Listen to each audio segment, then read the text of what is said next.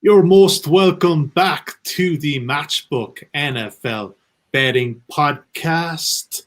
Profitable week 6, 4 out of 7, but we're still in the black. Unhappy enough with that. Quick recap with the Chiefs minus 3.5, 49ers plus 3.5. Drew Dinsick, your best bet of the week, sir. The Bucs money line. Rob Pizzola was on the money with the Lions minus 3.5. Unfortunately, we had losses with the Rams over and the Cowboys money line.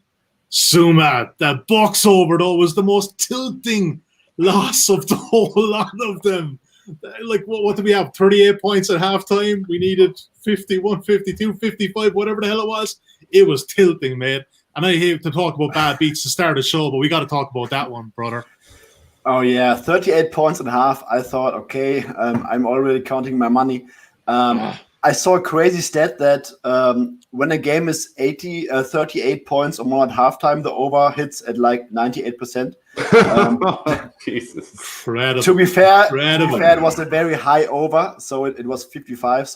But they just needed, I think, 18 points in the second half, and we had a terrible game script. I think if the Packers score one more touchdown, they might fight until the end. But that was a brutal beat. I wanted to ask about that one as well. But look, I'll be honest, I'm not doing an after-timing on this. I kind of saw the way it was going, and I backed the total in the fourth quarter. Now, the total was essentially predicting 7.5. The line was 7.5 points in the fourth quarter. But Drew Dinsick, in that kind of instance, I know hindsight is a great thing, but when you have the feeling that quarterbacks are going to be pulled and teams just want to get the hell out of there, live betting is probably the way to go in that situation.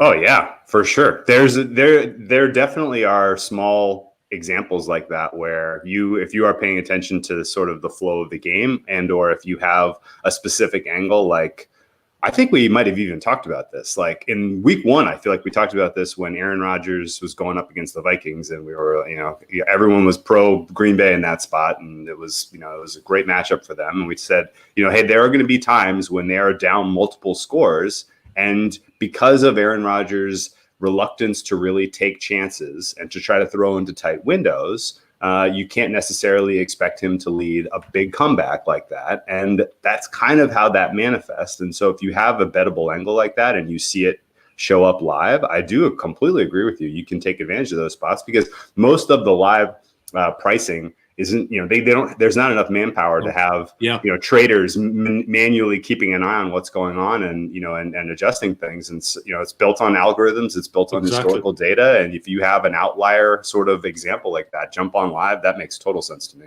Now, flip side of that was the Vikings and Falcons. That total, I don't know how that got up. They left their quarterbacks in. I think Atlanta were terrified after blowing consecutive 16-point leads 3 weeks of the season. They just said, we're just going to pile up these points. If you're watching us now live on Facebook, YouTube, and Twitter, do please get in touch. You've already got a few comments in. But we were joined by Mr. Jesse May, Matchbook's finest and New Jersey's finest. Jesse, we haven't seen you since, I think, week 2. How's it been going for you so far, buddy? Back in a few winners? Yeah, listen, credit to all you guys, Suma, Drew, and the whole team for giving me a bunch of winners. Just a question for you guys on that halftime line with the 28-10. I mean, I know, half of Tampa Bay's points were off the pick sixes. Is there ever a spot there? I wasn't really thinking about it because I'm not much of a halftime player. I know you are, Drew. So to grab a middle there on the under at halftime, was there anything about the game state or script that would have indicated that? I would have said yes for 2 reasons. Number one, the reason that the Packers were struggling was because the Buccaneers dialed up some very innovative pass rush. And if the best way to keep a lead is to be aggressive with the pass rush. And there was really no indication that they were going to stop doing that because that was so effective in the first half.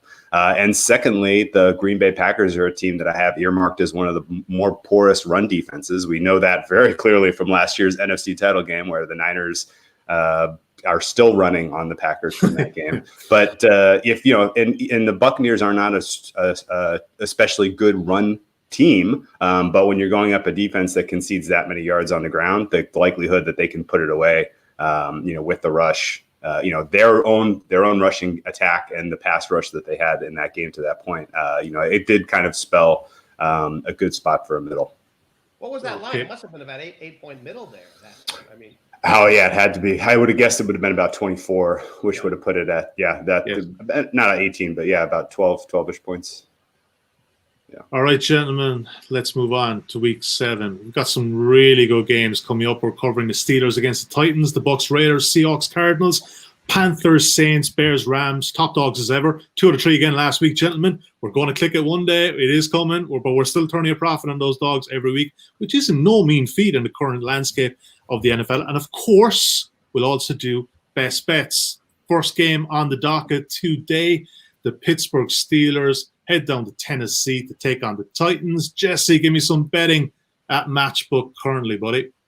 Well, look at that overround there on this money line, 100.45. That is a thin. To be honest, I mean that's pretty thin for a Wednesday.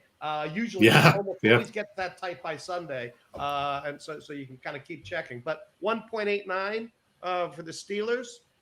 Titans undefeated as a dog, 2.1. Steelers with a 1.5 point handicap there, and that over under 51.5, which I'm guessing is around average these days. Yeah, both teams undefeated. 2 of the remaining 3 undefeated. Drew Dinsick, I'm kind of surprised that it's not at least a pick 'em here. I can't really see it. I can see it more as a maybe Tennessee at 1 point favorite here. The Devin Bush factor, I don't think it's been talked about enough. He's essentially the quarterback of the Steelers defense. He is out for this, and I think out for the season. What are you making of this one? Am I right, or am I barking up the wrong tree on this one? Well, this is such a complicated market, and the fact that it's as tight as it is at this point isn't shocking because people maybe don't remember, this was supposed to be the week 4 game. They opened this one a pick 'em, or actually they opened this one. Titans were a small favorite in week 4. And it got bet across 0. Pittsburgh was, I think, -2 when the news broke that half the team had COVID and that they had to postpone the game. And at that point, you kind of anchor a little bit that Steelers should be 2-point favorites against this team on the road, right? And then after that, no new information is really entered in terms of the situation's not really different. The look ahead we saw last week was Steelers -3, and then they bring it back down to a pick 'em on the open, and then it goes back up to 1.5, 2. So it's kind of been in this zone where people are sure that the Steelers should be favorites in this spot, but not sure by how much. And so the fact that you've seen this kind of market forces shaping this number in this way is really interesting. It's a great case because you don't have many examples like this where you have 2 separate markets open and you have so many different opinions weighing in. And I think a lot of people have opinions about this. I couldn't tell you that I have to take a side in this one. I have some preseason Tennessee bets that I made because I felt like I was higher on the Titans than the market in general before the season started. And so I have them to win the AFC at a pretty favorable price. And so there's no reason really for me to get involved in this game on the side of the Titans because if they win, they are in the driver's seat for the 1 seed in the AFC, and that helps my future bet significantly. So I'm cheering for the Titans to pull off a victory, although I recognize that pretty clearly there are aspects about the way the Steelers are playing right now that trouble me, and there are problems with the Titans defense as well. I mean, the Titans were fairly lucky to get that win last week. I mean, it took kind of the exact right. Fairly lucky. You were on Houston there. You were on Houston there, right, with the points. I was looking for Titans by 3. I took +4 on the open, and then I bought back out on Titans -3. So if it had landed on 3, I would have hit that middle. I would have been extremely happy. But of course, not to be. Titans by 6 in overtime, of course.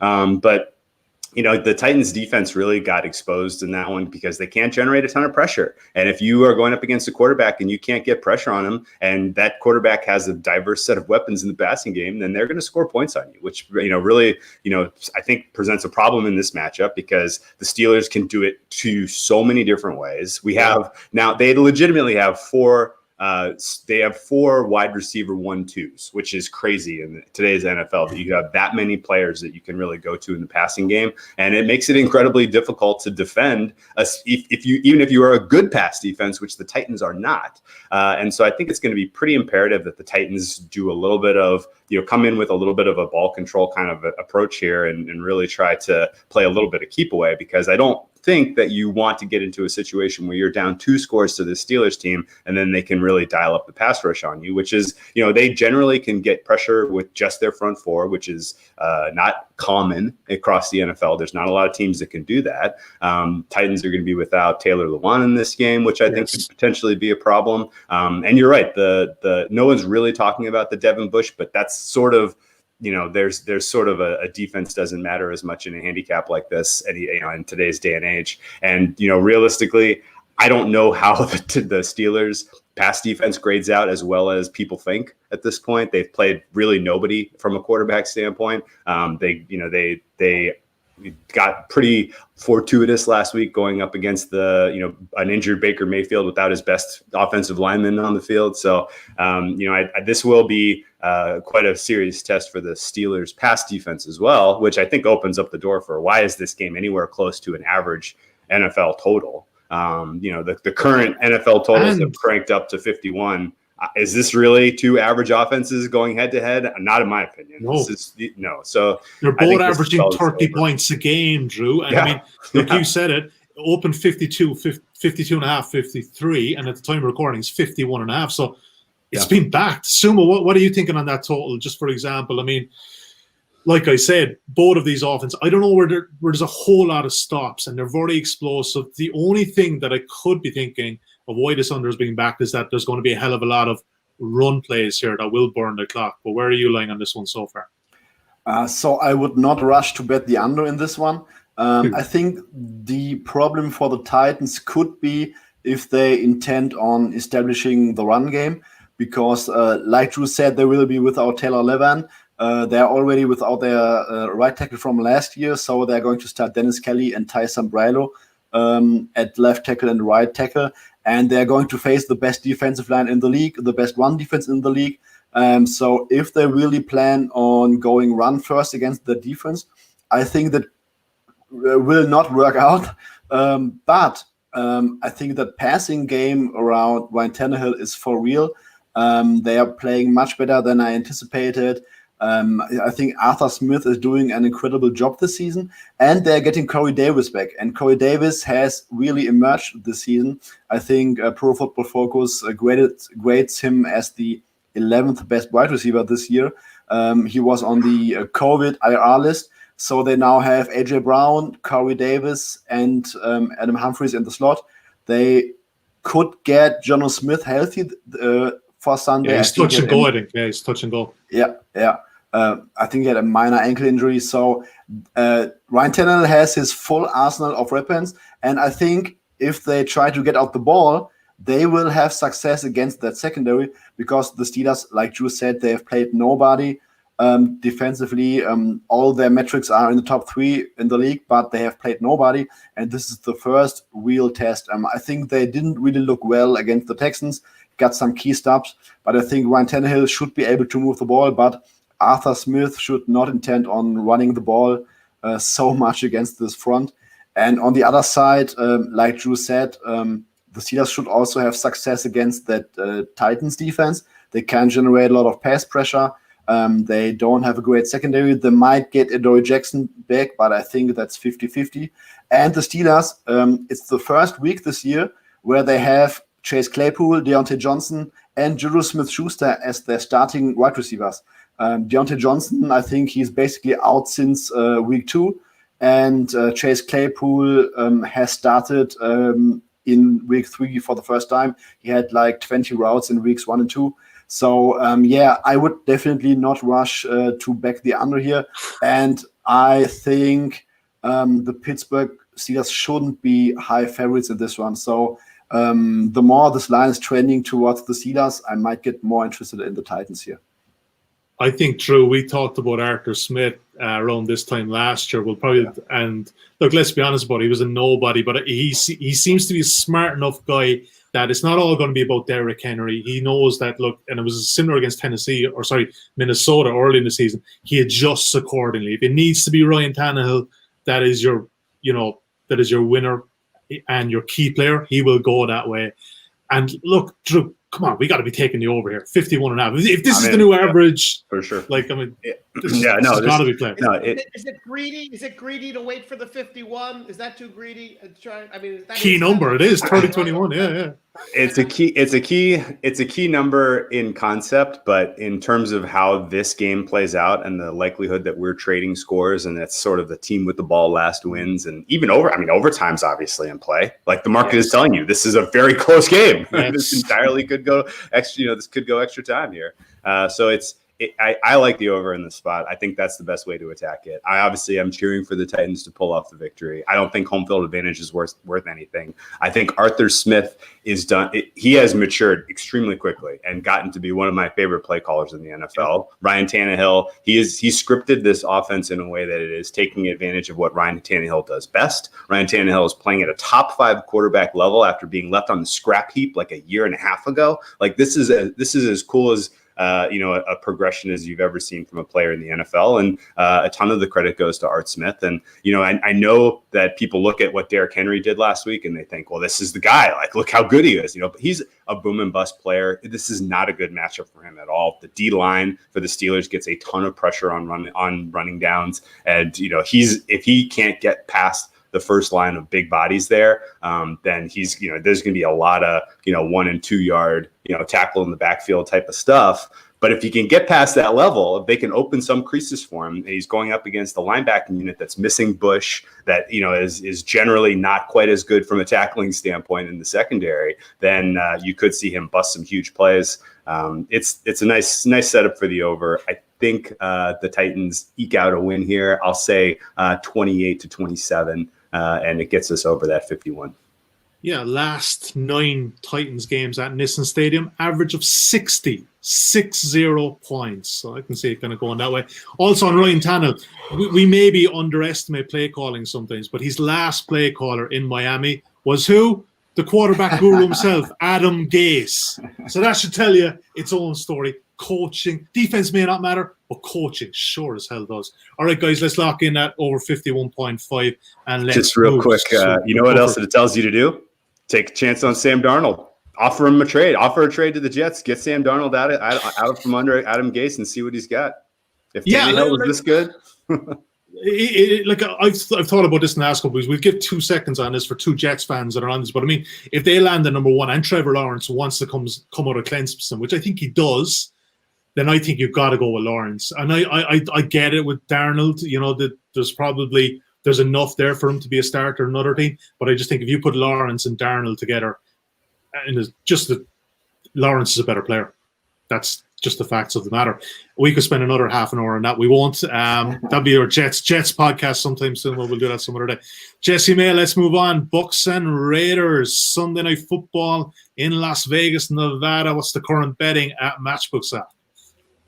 So I believe this line opened up Tampa Bay -2. Yes. And, if you watch the game this weekend, you can understand why it's moved to -3, or at least that's why the public's moved it. So Tampa Bay, 3-point favorite, 1.675 on the money line. You'll get 2.47 on the Raiders, and the over-under 52.5. Is it, I guess, right? The question is it recency bias here? Suma, want to answer that one? No, I don't think so. And I really like the Bucs in this matchup. I think we're just getting the better team overall under a field goal. That might sound super square, but sometimes you just got to go with the better team. To put a comparison on both teams, Football Outsiders updated their DVOA ratings yesterday. The Bucs are the number 1 overall team, and the gap between the Bucs and the second-placed Ravens is 11%. That's the 11th largest gap since 1985 between the first and the second-place team. The Bucs are a really, really good overall football team. I think they could probably be 3-3 at this point if some things go wrong, but I think efficiency-wise, they've been really good so far. The Raiders rank 21st in total DVOA. Offensively, they are really close so far. I think John Gruden is doing one heck of a job. I really love his passing concepts when watching those games. They didn't have Henry Ruggs for 2 games. They didn't have Brian Edwards for 2 games. And they are like 2% better in DVOA offensively than the Bucs. But the Bucs, on the other side, they didn't have Chris Godwin, I think, for 3 games. Mike Evans was playing through an ankle sprain. He said he shouldn't have played against the Bears. Scotty Miller was injured. Bruce Arians is finally figuring out that Rob Gronkowski can catch passes. Tom Brady is playing on a top 5 level, in my opinion, right now. And I think this Bucs offense is just starting to click. The offensive line is playing well. So even though efficiency-wise, both offenses have played on the same level so far, I think the Bucs have more upside potential. And I also think that's not a debate that Tom Brady is better than Derek Carr right now. And I think the biggest difference is on defense. The Bucs have the number 1 defense so far, also by a wide margin. Todd Bowles is maybe one of the best defensive coordinators in the game right now. The Raiders are probably the 2nd worst defense in the league. And so overall, I'm getting an offense with Tom Brady, with Chris Godwin healthy, with Mike Evans healthy, against a very bad Raiders defense. And I like that matchup a lot more than Derek Carr playing against the Todd Bowles defense. I think it's entirely possible that the Raiders are going to scheme up some bombs to Henry Ruggs and Brian Edwards. And it's not impossible that they are going to have a solid game, but I think it will be hard to outscore the Bucs.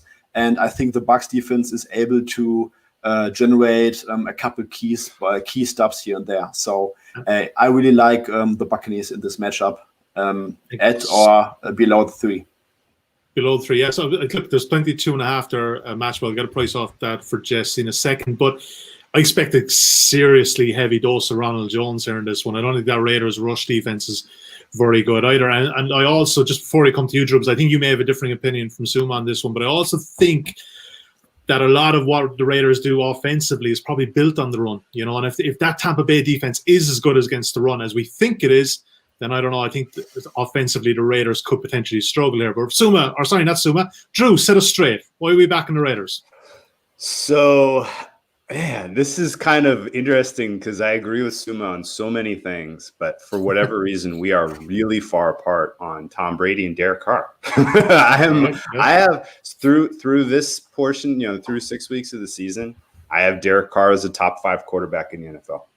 My top 5 quarterbacks in the NFL include Pat Mahomes, obviously number 1, Russell Wilson, obviously number 2. I have Tannehill and Rodgers 3 and 4 right now, and then Derek Carr is my 5th best quarterback. Tom Brady, to this point in the season, is performing. He's at 15 for me. So he is squarely in the middle among quarterbacks this season. And I think when you look at how he's utilizing and, what his chemistry is like with these awesome weapons that he has at his disposal, Godwin and Evans, like it's just not there yet. There's going to take more time for them to mature into a, more cohesive offense. And, through 1.5 quarters until the Bucs defense really stepped up and created 14 points for the Buccaneers in that game. That offensive performance was super, super suspect. They were really, really struggling to create anything against the Green Bay defense that I don't have a ton of respect for at all. And, you look kind of through the box score and look through the plays that were especially successful. It was all Brady to Gronkowski. I don't know how repeatable that is either, just on the basis of Gronkowski's fitness and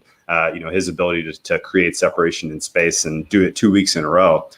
So it's tough for me to see how the Buccaneers can roll into Vegas and just blow doors and just, score at will. I agree that Vegas's defense is not impressive at all, but I don't especially weight defense highly as I'm, grading and handicapping at this much anyway, unless there's a clear, obvious mismatch that I think one team can take advantage against the other. And I do actually think that manifests in this spot for Derek Carr and the Raiders. Derek Carr has a set of weapons that is both, he's got size in Waller, he's got speed in Ruggs. Edwards has speed. They have a week to prepare for this one and really craft a game plan that takes advantage of a Bucs secondary that I think, while having played extremely well so far this season, is vulnerable to the deep ball. It's vulnerable to the home run. It's vulnerable to speed, in my opinion. We saw it against the Chargers. They got, the Justin Herbert show against the Chargers was totally unexpected. He hit 2-3 bombs against that defense. Basically, they challenged him to beat him over the top, and he did it. And I think the way that they have kind of re-schemed their offensive line for the Raiders in the absence of Incognito sets up fairly well that they're going to be able to prevent kind of the Achilles heel for Derek Carr, which is an interior pressure. So assuming that, with the kind of the reestablished offensive line and the protection for Carr and the weapons that they have from a speed standpoint, I see the Raiders scoring points in this one. And I have a tougher time seeing Tom Brady and the Buccaneers answer. And now you go to the spreads specifically, 3 points. The look ahead here was a pick 'em. At that price, I probably would have leaned, Tampa Bay. Like, wow, they're really going to make these two teams, effectively neutral because home field advantage is worth maybe a point and a half nowadays, if at all. And you have this enormous, playing up performance that you had from the Buccaneers defense against that Packers offense last week at home. Can they repeat that? I don't know. It's going to be tough, in my opinion, for them to look that good again 2 weeks in a row, especially against a team that has speed. So I will lean Raiders here. I think they can keep this competitive just based on them putting some scoreboard pressure on Tampa. Can they pull off an upset? That's a tougher question. It's a decent price, but I'll take my chances at +3 here and go head to head with the great Zuma. Jesse, it's like choosing between your children. This one, who are you going to pick? I mean, this is tough. I really want to know actually what Suma makes this. I know he does power rankings when he makes this line, but more importantly, Sunday night game. A lot of public money's coming in on this. Where is this price going? I think because it may not just stay. I think that's not going to go back to -2.5. I think that's going to settle around the 3. I make it 3.5, I guess. Like we've explained, Drew and I have different opinions on those quarterbacks. I think that plays a big role here. I just don't see that there's going to come a lot of Raiders money to the market until Sunday evening. I think that's going to settle around the 3.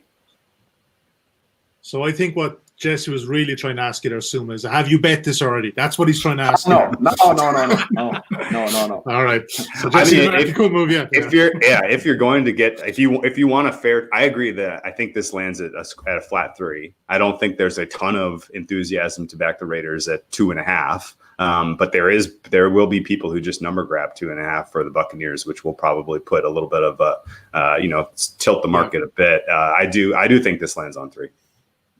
Yeah. If you like the Bucs 2.5, you should probably get them now. I think you guys both made some good arguments there. I wonder if you guys even made a case for the under a little bit there. We're at 52.5. But as it is, I would back off the actual line, the side right now. Unless I was thinking maybe Raiders 3.5. That sounded like I think with that under, even just Ruggs being back, it just makes it, I just don't like. I think there probably is a boom play in the Raiders somewhere, and that's probably what just turns me off those over. And I don't know, it just seems like a fair number, guys, doesn't it? 52.5.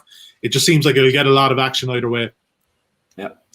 Yeah, I would have a slight lean to the under, just because I do have respect for what Todd Bowles is doing defensively. With Tampa right now. They lose Vita Vea, and then they come out and put together the most impressive performance so far that we've seen this season from any defense. That was pretty wild, and they're getting some pretty spectacular linebacker play from White and Levante David. Some of their cornerbacks, their cornerbacks I think can be exposed if you hit them deep, which is is asking a lot, saying, okay, protect, give us a clean pocket. Let your receivers get downfield, let your routes mature. But in those cases, I do think Carr can hit a couple home runs in this one. He's got a healthy set of weapons finally. All right. I don't think any bet there, Jess. We shall move on, but that's okay. Look, it's all about it's a game of opinions. Difficult pass, but it's a game to watch anyway. It's a game of opinions. Sunday Night Football should be a good one in Las Vegas. Right, Jesse, let's move on. Seahawks against Cardinals, NFC matchup. NFC West matchup even. What's the betting? Cardinals have been all over the place. I heard Drew talking about what this line was going to be if the Cardinals had got beaten by 14 points. That did not happen. But they are now dogs by only 3.5, shall we say. Seattle 3.5-point favorite at 1.571 on the money line. Wow, look at that over/under 56. Hello. Yeah, but who's rushing to back the under on this? I'm sorry, especially the Seahawks defense, Drew Dinsick. In my head, I thought the worst passing defense in the league had to have been the Dallas Cowboys, or maybe the Atlanta Falcons from the last couple of weeks. It was actually the Seattle Seahawks, and can Russell Wilson keep on bringing out these massive games to not only win the games but start covering the spread again in this one? What are you thinking in there? It's tough to quantify the worst passing defense because there's so many bad ones. Yeah. There's just really not any good defenses in the NFL anymore. Some of that may be the way the game's being called. Some of it's just personnel, I guess. But this is an interesting one because I obviously was not a believer in the Cardinals last week. I was all about the Cowboys. I thought that was a nice spot for them largely because I thought that they were going to have a difficult time creating any kind of pressure on Andy Dalton, and that was busted within the first play of the game. They dialed up some very creative blitz schemes. It was cool to watch. I didn't know Vance Joseph had that in his arsenal. Congratulations to any of the Cardinals backers out there. I don't know how many there were. The way that line moved, I think everybody was on the Cowboys. But it was a really impressive defensive performance by that group overall. But this is an enormous step up in difficulty here for them. They're going up against an actual competent, healthy offensive line. Seahawks offensive line is playing well this year. They're providing, they're providing a lot more time for Russell Wilson to operate, and it's showing in his performance so far this season has been superlative. He's clear front runner at this point for MVP. And I guess if it weren't for the bye, I probably would be making a case for Seattle here. This is weird to say, and I don't even really have a good idea of what this phenomenon is. But we see this. You saw this last week with Green Bay, and I think you could see it this week with Seattle, where a team just their ethos, their mentality, their interest in even preparing for a game wanes when they go into the bye undefeated or just white hot. And that's what you're looking at with the Seattle Seahawks here. You go into your bye week, you get a week off, and you're patting yourself on the back that whole week of how great you've done. And then the interest of getting back into the grind the next week and really preparing and having a sharp plan and a sharp performance just isn't there. And we've seen this a lot of times over the years where these early buys just completely throw cold water on a white hot team. And so it's almost it's crazy because the rest advantage is huge here. You have Arizona on a short week off Monday Night Football as a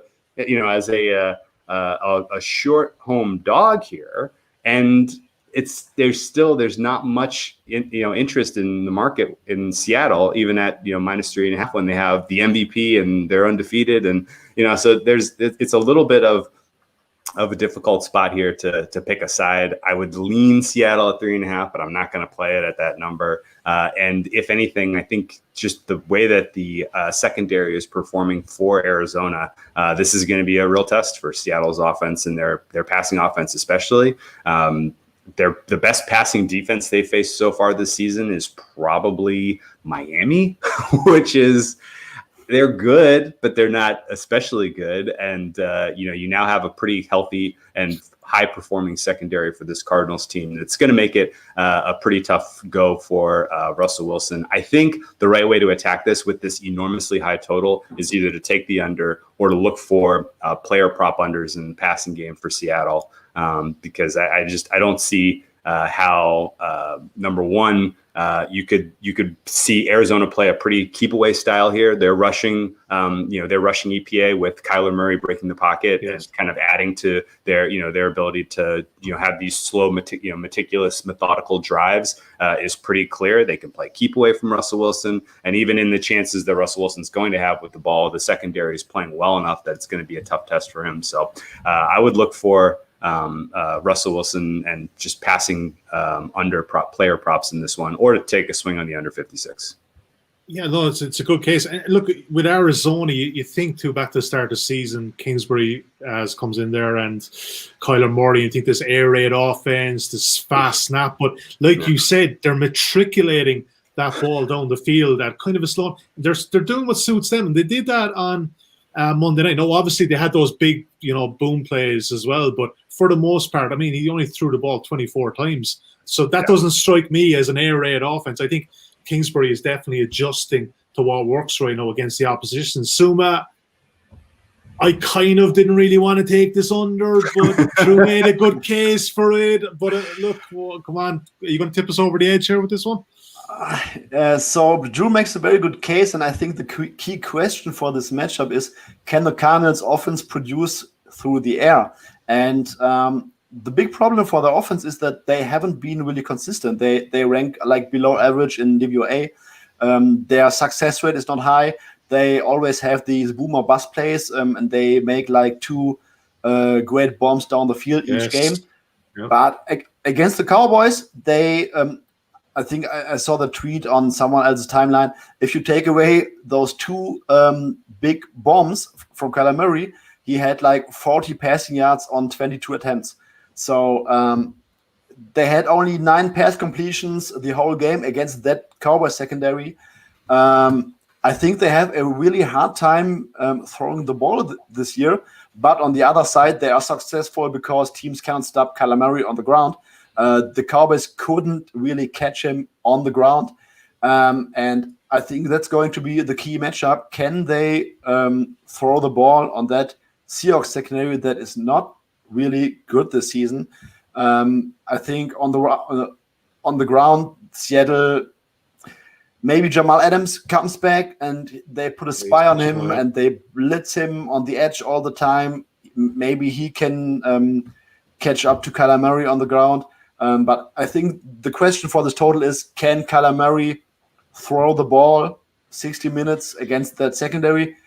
I would tend to lean no, he can't. So I would also lean towards the under here. Drew, jump back in. I'm old enough to remember Russell Wilson against the Cardinals tying 6-6 with no touchdowns. That's not that long ago. That's not that long ago. And it's looking at this total now, 56. Yeah, jeez. 56 in division. Fully healthy defense for Seattle. We haven't seen that ton of that so far this season. I think the under is the look. Here's the thing, too. I think Seattle are going to become a very public team. They have been the last couple of weeks with the betting markets. I think if you want to back Seattle, I think you do it sooner rather than later. I think with the Cardinals, I think if you want to back them, I think you wait. I think the money will come for the Seahawks. And also, look who the Cardinals have beaten. So they're 4-2, right? But this is a funny 4-2. Yes, they caught the 49ers in week 1. I think they just caught them cold. Garoppolo was a bit. They beat Washington football team, the Jets, and the Cowboys. I mean, come on.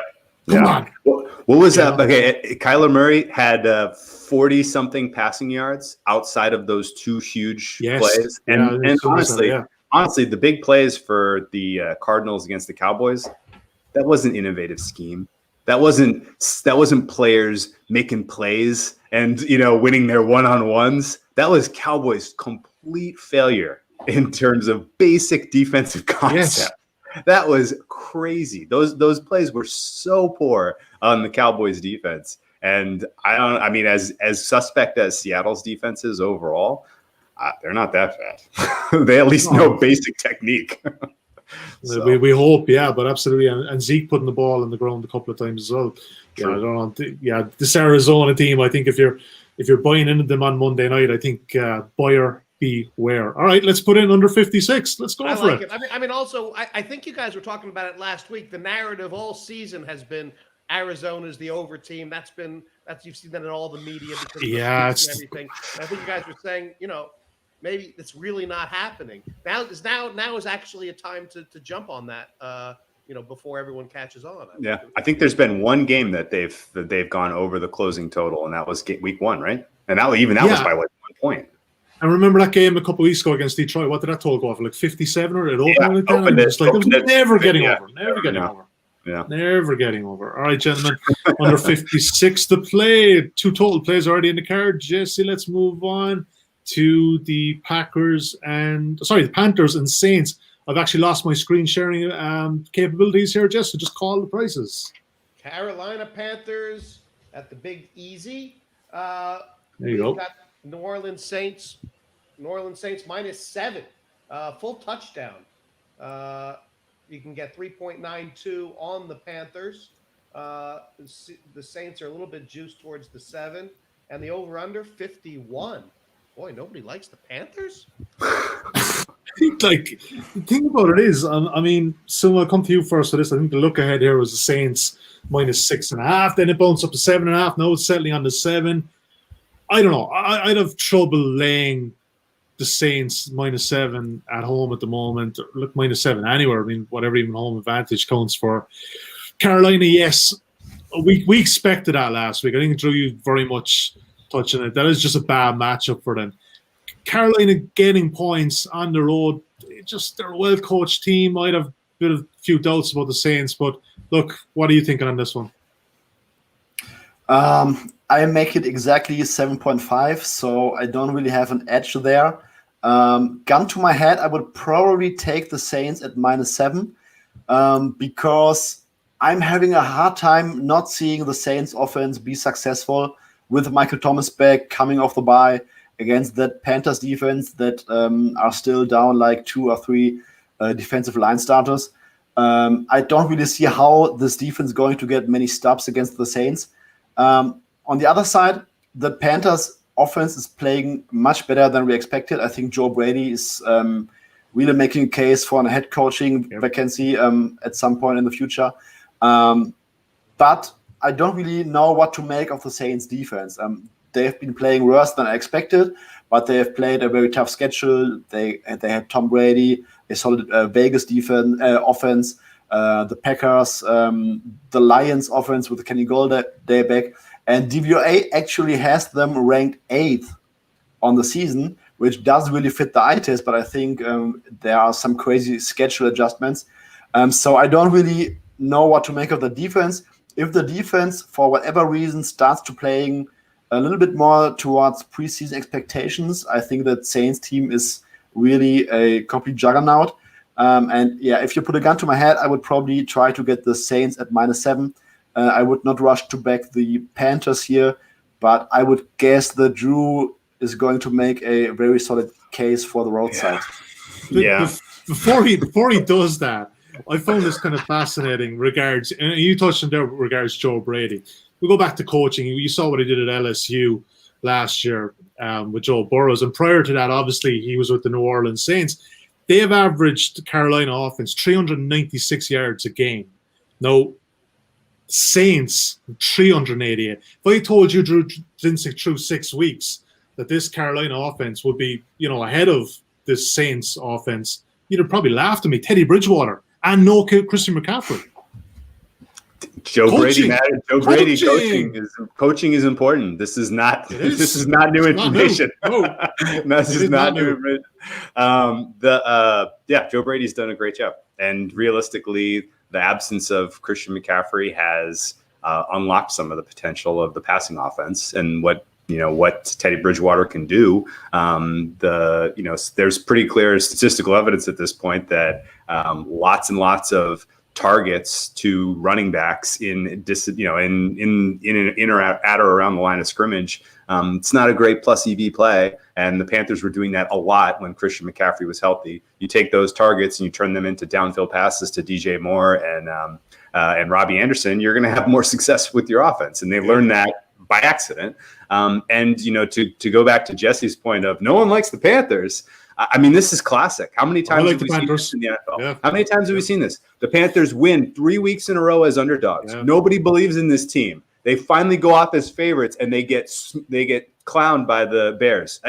This is like tale as old as time. You see this so often. And now they come back in division.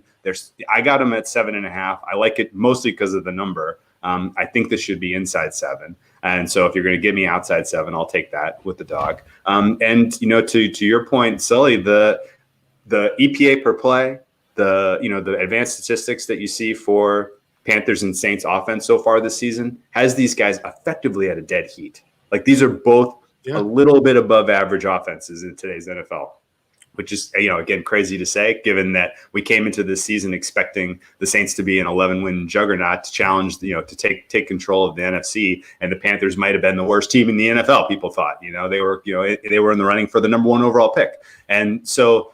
And look at the advanced defensive statistics. So far, the Saints somehow bottom 5, especially their pass defense is especially suspect. Guys like Marshawn Lattimore, Marcus Williams, a couple of years ago, these were the young superstar budding players in this league, and they are performing very poorly so far. That is not great. It's crazy. Passing touchdowns they've given up. Crazy. 15. It's absolutely crazy. And just given what the Panthers are in their current form, the fact that they are getting it done through the air to their two solid passing targets, and the way that the Saints defense is playing, especially in the secondary, I'm fine taking the points with the Panthers here and think they keep this competitive.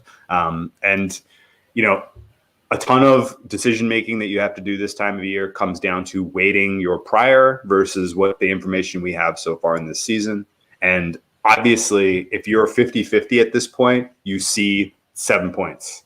If you are weighting the information we've gotten so far this season more than 50-50, then you're going to come away with the Panthers have value, and vice versa. So it's really kind of a tough decision of, are the Saints who we thought they were before the season, or is something fundamentally different about this team? And for me, the passing defense, I have downgraded them like actionably. Like I have decided, like this is not as good a pass defense as I expected this, coming into this season. And maybe the bye was what they needed to get their act together. And maybe I'm going to look silly having back the Panthers when the Saints come out and, look like the team everyone expected preseason, because they've done this to us in the past. They've used the first 4 weeks of the regular season as sort of the extended preseason. Maybe they use the first 5 weeks this year, and coming out of the bye, they could reset and they could be this world beating juggernaut that then rolls through the rest of their schedule and, takes over the 1 seed in the NFC. But at least 7.5 points for an in-division matchup, I don't mind having the Panthers in the spot. Suma, you have a counterpoint. Go for it. Yeah, just one counterpoint regarding the offense. I think the Panthers are actually better efficiency-wise than the Saints right now. I think they might be slightly better in the UA. I don't remember right now. But I wonder how we would think about the Saints offense if they didn't lose Michael Thomas in the, I think, third quarter in week 1. I think having Michael Thomas back changes the complete complexity of the offense. You suddenly have Emmanuel Sanders at wide receiver 2. You have that rookie whose name I forgot as wide receiver 3.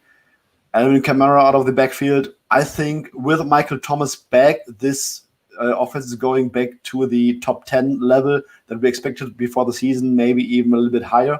And I think we have always seen the ceiling of the Panthers. I don't really know how much better they could get. So I just think that the Saints have more potential going forwards. No, it's fair. I do think that maybe this isn't the right spot for the Panthers, but I think down the line they're going to cause a few teams problems. They're well coached. Matt Rule is a terrific player from Baylor. They pulled out all the stops, and that owner there, Carolina, his name escapes me, bought the franchise 2 or 3 years ago. He's put money in there because Joe Brady was getting good bucks at LSU. You don't leave an LSU to go to the NFL even for coordinator position for no peanuts. Jesse, I don't think we had anything there, mate. But look, good debate. Good conflict. There's a lot of crazy things, obviously, about this season. But one of the really, I think, the fun things from a betting perspective is how many adjustments the handicappers have been making on the fly each week.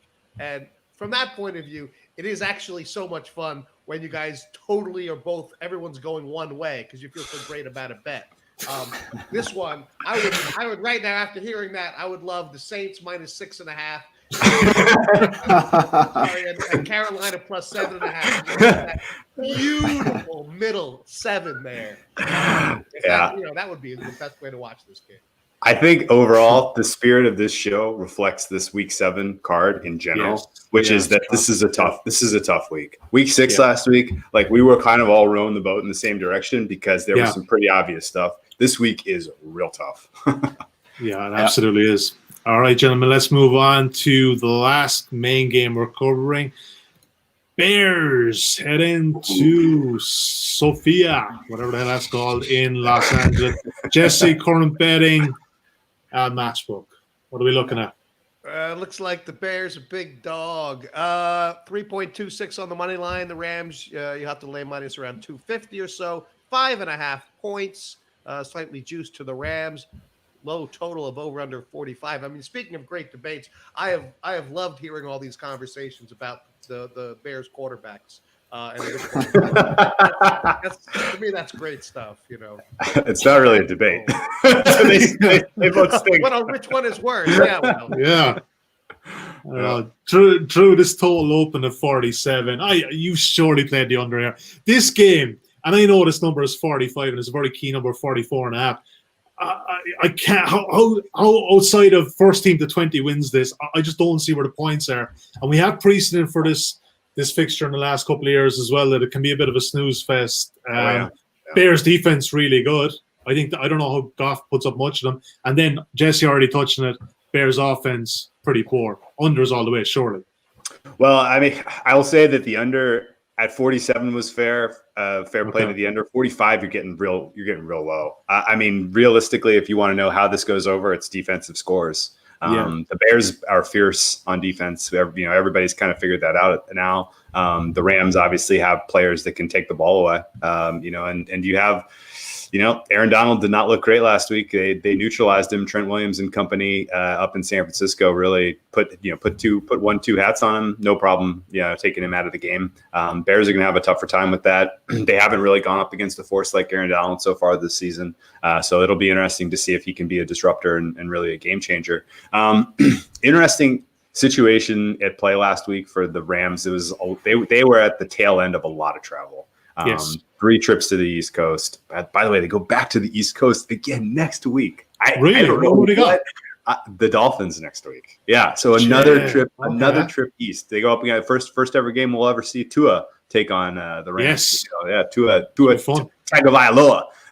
But the Rams, just brutal travel so far in this early season, and 4 trips on the road in 5 weeks. Obviously, I thought that impacted the team. They looked flat. They looked lackluster against the Niners. Niners obviously had a good game plan for them, which took them kind of out of their plan A, which helps obviously if you're a Niners backer in that spot. And I think you're getting a decent discount this week on the Rams. I don't 100% think that the look ahead of Rams -7 that we saw last week was fair. I think it was a little high for the Bears, but I also think that the Bears were a perfect matchup for the Panthers, and giving them a ton of credit and adjusting them in any way from the Panthers game as they head out to play the Rams is not reasonable. The Bears kind of are who we think they are. I don't know that there's much they can do to surprise the Rams in this spot. And the Rams, I feel like they got away from a lot of what's made them successful this season in terms of how they like to attack, in terms of what they like to do to run their offense. I thought Henderson looked real lively in that game for the Rams on the ground. And this, I think, sets up pretty nicely for them to go back to their short passing attack, lean on Henderson, and really, put scoreboard pressure on the Bears, which we haven't seen a lot of teams do. Teams haven't been able to really get out ahead of these guys other than week 1 against both week 1 and week 2, the 2 big comebacks. But the fact that the Lions and the Falcons blow games is the least surprising news of all time, I guess. But the Rams less likely, in my opinion, to blow a lead if they can get one. And I think that puts a ton of pressure on Nick Foles to try to get them back into this through the passing attack, which just isn't going to work against this Rams defense. And I think this is a nice bounce back spot for the Rams. I took them at 5.5. I think fair price should be 6.5 here. And it's not a huge edge, but they are at least at home, and something to keep an eye on. And I bet the under in the other game in LA too. The SoFi Stadium is playing so slow. I don't know what it is about the way that thing is designed, but through a handful of games there this season, I think they're like in the 5th percentile among all venues as far as scoring goes in the NFL so far this season. So it could be noise, it could be signal, I'm not sure, but definitely something to keep an eye on with that stadium and these low totals. You have to fill me with confidence because I've got an unders angle later on for the Jags and Chargers. Oh, yes. Yes. We agree on that further one. Vindication. Yeah, no, I have a different kind of angle coming out, but we'll get to that in a second. So what are your numbers telling you? Drew's happy enough to lay 5.5 here. Would you also be? I think I made that game 4.5, something like that. So not really an edge either side right now. If I look at that matchup, it's really hard to get in love with the Bears offense here, like Drew has explained. I think the Bears offensive line is not really good. Their interior should get crushed at the snap by Aaron Donald all game long. And if you put Jalen Ramsey on Allen Robinson, that's not really a lot that Nick Foles is going to do. On the other side, I don't think that Jared Goff is going to have the best matchup either. And I don't really know what to make of the Rams at this point because they got pretty much outplayed by the Niners and the Bills for the most part. I think the Bills were up like 28-3 at some point, and they had all their 4 wins against the NFC East. So it's really tough to get a great read on the Rams offense. I wouldn't be surprised if Jared Goff has some issues against that Bears defense that's playing extremely well. Not really. It's really a tough matchup to break down for me. I don't really have any lean either side at this point. That's okay, mate. I think Drew gave us enough there that we're going to lock in Rams minus 5.5. Anyway, I still like that under that price, even maybe a first half. Look, the Bears. I don't know. I am only betting that game as a get-even game. It's going to be 1 o'clock in the morning here on Monday night. I am not staying up for that. Sorry, I watched the YouTube highlights. And just a note of that too, guys. It's that one wonderful week of the year where the games, your guys' clocks go back, Drew, or they go forward, they do some shit, and they don't happen for us until next week. So 5 o'clock on Sunday. Don't let that catch you out, folks. Get on Red Zone, get on Sky Sports at 5 o'clock. And soon that's 6 o'clock for you, mate. So even better. We can get to go to bed an hour early on Sunday night. All right, guys, let's do a quick recap before we move on to our final sections. I think out of those 5 games, Jess, I've come up with 3 bets. We're going to take over 51.5 with the Steelers Titans. We're going to take under 56 with Seahawks and Cardinals. Yeah, like that. Going outside the box small with that one. And the Rams minus 5.5. Happy enough with that, Jess? Yeah, he's muted himself. Come on. He did pretty well. 57 minutes in before he muted. Go, Jess. Yeah, I like that. It's a good slate. Yep, I'm with this. I think I'm gonna probably go 1 unit all those and maybe 2 units on the under 56 is probably good. Yeah, absolutely. Let's just do a very few quick. We had a lot of live comments in during the show. Just bring up a few on screen. We'll just rattle through a few of them. Thanks for getting in touch as ever. How do we feel about Tomlin as a road favorite? It's been profitable to fade him in that spot. Probably has been. Yeah, it's not a bad show. Next comment is in from GF Sports Trader. Suma's the best judge on here. Do you hear that, Drew? Suma's the best. I think it's a tie. Anyway. David Barry's been in touch now, looking at a Murray passing under. And just on this Suma versus Drew dynamic, Scott Newman has been in touch. We need a running record of Drew versus Suma head to head. So, Jess, I don't know if something we can check up. Forget about it. Then we'll be able to decide who's the better of. Let's just look at the Colts Titans standings at the end of the season and call it based on that. Oh, okay. All right. Jesus, Suma came back with one there. Okay. All right. A lot more comments there, but we'll drive on, guys, before things get out of hand here. I'm sure any other Titans are going to go down. Hey, listen, baseball season, swing for the fences, Drew. Let's just fucking go over it. Okay, guys, any other bets? Drew, I got to talk about one last week. Sure. You put up the Ravens -7. I saw -10 at one stage. Like CLV, you definitely won that, but that was a signal. Yeah, and going back through it, I decided not to get mad about it because there was a lot of plays I'd bring it up again, yeah. Well, there was a lot of plays there that the Eagles had a lot of plays that should have been made earlier in the game that should have kept it competitive. So the fact that they got the backdoor was, it can't get too upset about it. The fact that it kind of came on the fact that huge pass interference penalty that put them in position to score.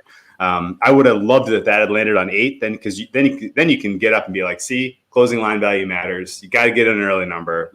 Don't wait until Sunday. But turned out not to be the case. But the Ravens got to figure some things out. I don't know. I'm not sure what the next couple weeks are going to look like for them. But they got to use this bye to try to sharpen up their approach a little bit because it's not looking great. Yeah, I kind of have this logic that they're maybe holding some stuff back, but I'm kind of like, I don't know, that's lessening by the day. Maybe they're not. Maybe this is it, and maybe they have no more than that. All right, Drew, elsewhere, anything else jumping on a trappy kind of card? Yeah, I got a couple looks here. In addition to what we talked about, I like the under in Jacksonville, Los Angeles Chargers game. I took 49.5. It's at 49 pretty much across the board right now. I think that's still a fair play. I make that 47. And I played a teaser this week. I like the Lions and the Niners. You can get them both teased down into the 8.5 range. I think that's a nice little long teaser for you folks out there who play those. And then I didn't take any other spots here.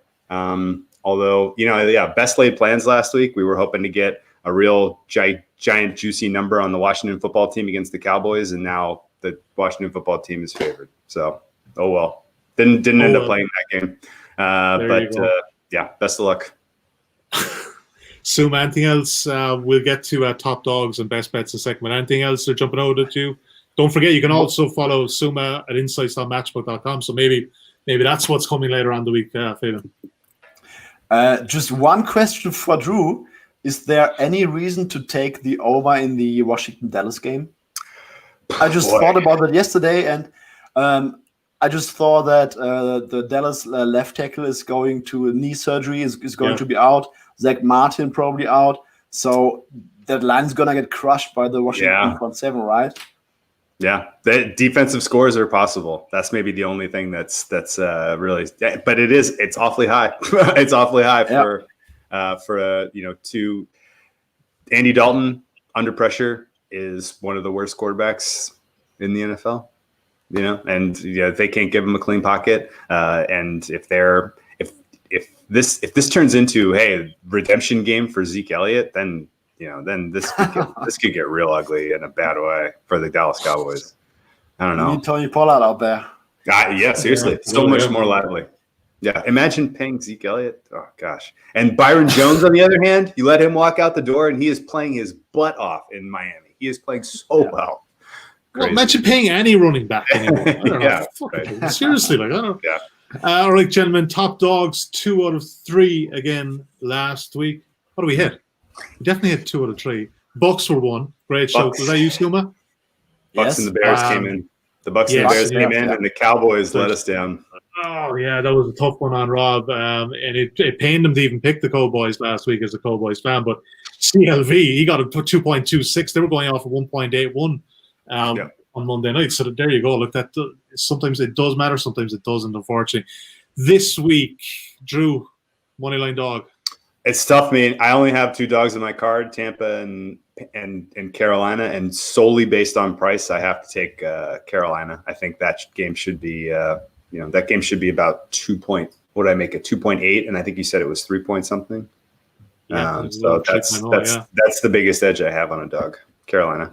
That'll jump up our treble a bit, I think. You did it last week, dude. That's okay. That's all right. We need that sometimes. Sumo moneyline dog. Who gets it? Who gets it done for you this week?